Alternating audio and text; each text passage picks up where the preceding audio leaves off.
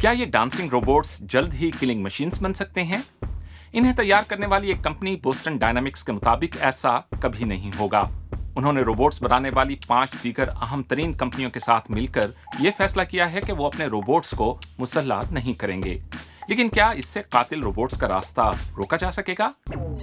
चीन, शिमाली अमेरिका और स्विट्जरलैंड से ताल्लुक रखने वाली एडवांस मोबाइल रोबोटिक्स के मैदान से दुनिया की 6 अहम तरीन कंपनियों ने एक अहदनामे या लेटर ऑफ इंटेंट पर दस्तखत किए हैं। हम ये अहद करते हैं कि हम अपने advanced mobility general purpose robots को मुसल्लह नहीं करेंगे और ना अपने उन सॉफ्टवेयर्स को इस मकसद के लिए इस्तेमाल करेंगे जो एडवांस्ड रोबोटिक्स को यकीनी बनाते हैं, और ना ही हम इस मकसद के लिए दीगर को सपोर्ट करेंगे। लेकिन जरा ठहरें, क्या इस तरह का कोई अहद करना वाकई जरूरी है? क्या हम टर्मिनेटर की तरह की किसी चीज के वाकई बहुत करीब हैं? असल में हाँ। दुनिया भर में कई एक अफवाज उसी तरह के आम इस्तेमाल के रोबोट्स को पहले ही इस मकसद के लिए इस्तेमाल करने के लिए टेस्ट कर रही हैं, जैसे बोस्टन डायनामिक्स तैयार करती है, और मुमालिक इस पर बहुत ज्यादा सरमायाकारी कर रहे हैं।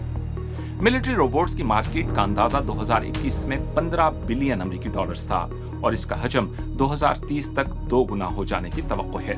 सिर्फ अमेरिकी महकमा दिफा का 2021 में रोबोट्स और ड्रोन्स के लिए अंदाजों के मुताबिक बजट 7.5 बिलियन डॉलर था। लेकिन रोबोट्स तैयार करने वाली ऐसी बहुत सी कंपनियां हैं जो बोस्टन डायनामिक्स जैसे अख्तियार की हामिल नहीं हैं। घोस्ट रोबोटिक्स नामी कंपनी मिसाल के तौर पर खासतौर पर मिलिट्री कस्टमर्स को हदफ बना रही है। इसके रोबोट VN60 के लिए एक हथियार साज कंपनी ने पहले ही एक खुसूसी गन तैयार की है जिसे इस रोबोट पर लगाया जा सकता है और जिसे फासले से कंट्रोल किया जा सकता है। वैसे तो ड्रोन्स पहले ही खुदकार तरीके से अपने अहदाफ को निशाना बना रहे हैं। अक़वाम मुत्तहिदा की एक रिपोर्ट का अंदाजा है कि ऐसे ड्रोन पायलट के कंट्रोल के बगैर 2020 में लीबिया में इंसानों को हलाक कर चुके हैं। लिहाजा अब लाइसेंस टू किल का हामिल एक मुकम्मल तौर पर खुदकार रोबोट अगला मंतकी कदम है, या कम से कम तकनीकी नुक्ता नजर से तो।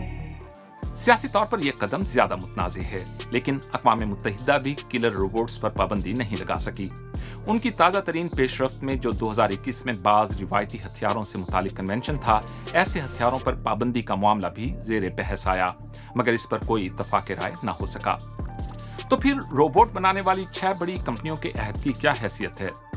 ये एक अच्छी अलामत तो है कम से कम, जिससे इस बारे में आगाही बढ़ सकती है, लेकिन साथ ही इस पर एक सवाल भी है। इस खत में मौजूदा टेक्नोलॉजीज का जिक्र नहीं किया गया और ना ही रोबोट्स के गैर मोहलिक फौजी इस्तेमाल की मजम्मत की गई है। और ये बात भी मुहिम है कि अगर खरीदार इन मैन्युफैक्चरर्स की तरफ से किए गए अहद का पास नहीं करते तो क्या होगा? यूक्रेन जंग पर ही एक नजर डालिए, जहां आम तिजारती ड्रोन्स को बतौर हथियार इस्तेमाल किया जा रहा है। हालांकि ये मैन्युफैक्चरर्स की कभी ख्वाहिश नहीं रही होगी। इनमें ऐसा निज़ाम पहले ही से मौजूद होता है जिसके तहत ये ड्रोन ऐसी जगह या इलाके में या तो परवाज ही नहीं करते या बहुत महदूद परवाज कर सकते हैं जहां इनके गलत इस्तेमाल का खदशा मौजूद हो। लेकिन इस निज़ाम में आसानी से तब्दीली की जा सकती है। ये 6 रोबोट साज कंपनियां भी इन खामियों से आगाह हैं।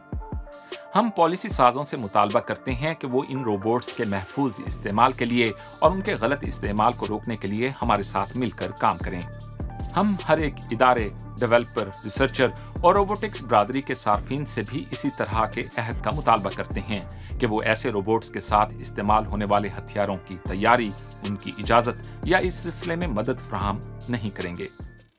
आपका क्या ख्याल है? क्या रोबोट्स को मुस्तकबिल के हथियार बनने से रोका जा सकता है, या हम इन्हें जल्द ही मैदान जंग में देखने जा रहे हैं? हमें कमेंट्स में बताइए। अगर ये वीडियो आपको पसंद आई है तो इसे शेयर कीजिए और हमारा YouTube चैनल सब्सक्राइब कीजिए। जल्द ही एक और एक्सप्लेनर के साथ आपसे मुलाकात होती है। खुदा हाफिज।